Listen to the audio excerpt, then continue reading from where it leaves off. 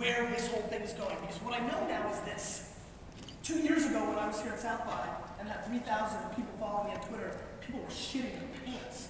They're like, it's unbelievable, oh my God, blah, blah, blah. Now, lots of people have lots of communities, whether it's 100, a million, it really doesn't matter the number. People listen to you, and that is insane. And first of all, please recognize how special that is. The fact that anybody cares about what you have to say is a huge deal. I promise you, when I walked in earlier, like, that's a big room, I hope it fills. But more importantly, I said to myself, if one person shows up, I'm going to be pumped, because that's one more person than zero. And people need to start taking that mentality. And what I know is this, because everybody has an audience now, the game is changing dramatically. Because the fact of the matter is this, everybody has a voice. My brother and mom went to a Mexican restaurant in New York a couple weeks ago, and they called ahead of time, and AJ said, hey, can I get a table in 5 minutes? Come there in 5 minutes? And they said, sure, get here in 5 minutes. They got there in 3 minutes. And they got there and she's like, oh, it's gonna take another 40 minutes. And then she's like, what the hell? So he whipped out his cell phone to text me he was gonna be late, and the hostess crapped her pants, told him to stop, ran back, and next thing he knew, they were seated. Why? Because of things like Yelp and things like Twitter. They didn't want anybody to say anything negative about their brand. So, little fun fact, if you leave with anything in Austin, you don't get good service? What about your phone with purpose? Oh, 2 10 minutes?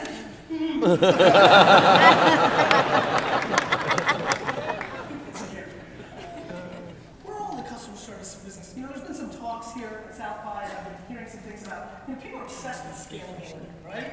You start brainstorming stuff, and it's like, how does that scale? How does it scale? Blah, blah, blah, all that stuff. And I think it's a massively fascinating thing. And I think it's very important if you want to build a big business. I get it, scale's important. I will not disrespect scale. That would be a huge mistake. However, I'm really curious to why effort is not being talked about more. A lot of people always bust my chops. You know, they roll up after a talk, or when they see me, they're like, yeah, but Gary, answering all those emails and all that interaction you do, how are you going to scale that? And I'm always like, I'm going to try. You know, I think that people are massively underestimating caring. I really do. I really, really do. I don't give a shit if you build the greatest app of all time and you have great PR, your product is going to have a problem eventually if you don't give a fuck. And way too many people are obsessed with so many things. And what's really gotten scary to me is I thought it was just startup entrepreneurs in this industry, but now that we're consulting with a lot of companies, the fact of the matter is, real dead and simple, let's not bullshit it anymore. Companies don't give a fuck.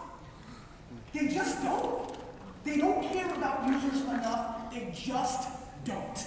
Which is why, when somebody like Zappos gives even a solid fuck, we go crazy.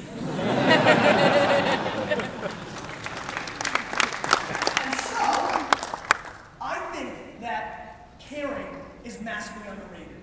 I walked into a client and said, all right, here's what we're going to do. You know, everybody's so silly. Like, how are we going to get more Twitter followers? Like, well, can I ask you a bigger question? I do want Twitter followers. You know, the problem is they want Twitter followers for one reason. Like 99% of the people that play Twitter, they want to fucking spam them. Yeah. They want to hit them up with offers. How many people in this room remember Surmise.com?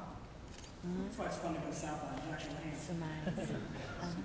Surmise.com is how I built my list. It's how I built my community. When that came out, I lived on it. I typed in Chardonnay, Merlot, Cabernet. People had questions, and I answered them. That's how I went. And I didn't answer them with, oh, funny you should bring up Zinfandel. I just did a show on that.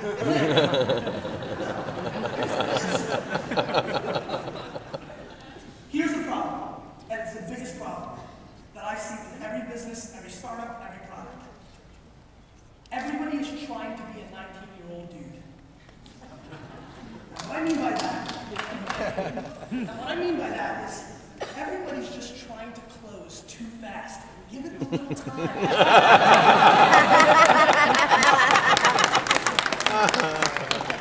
It's so amazing what the soft sell can do. I'm completely obsessed with the fact that no matter how difficult it is, or how tough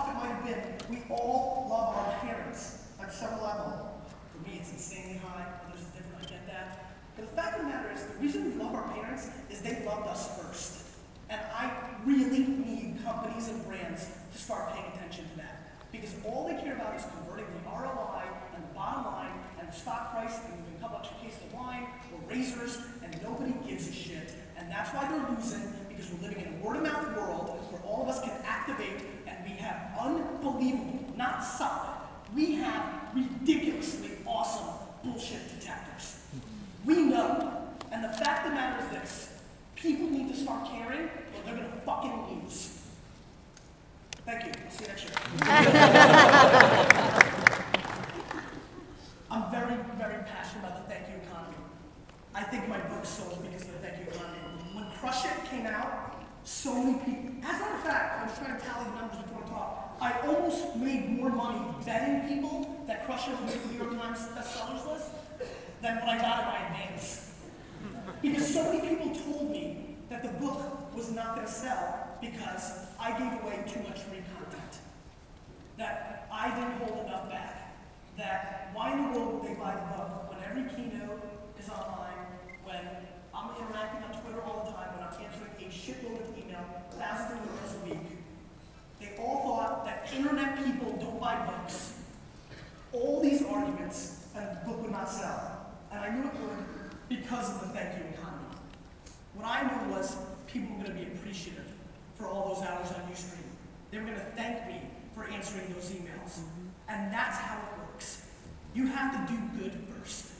That's the only way you're going to convert, because the fact of the matter is somebody else is going to do it now, and they're going to get credit.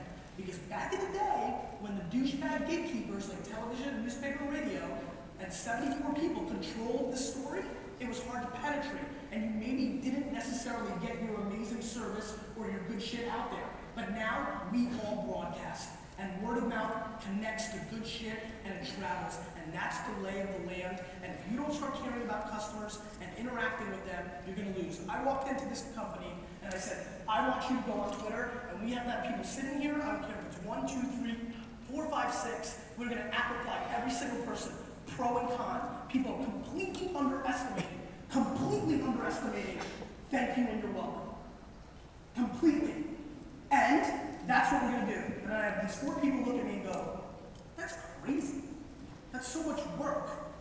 And I said, all right, let's look at how many times your brand is being talked about. And then we played it against how many times I was being replied to. And I'm like, you guys are a $500 million to $1 billion company. You have a shitload of people, and you can hide behind a logo and use something like CodeTweet, the people browser. I'm the one dude that can't let anybody do it, and I'm out to find you.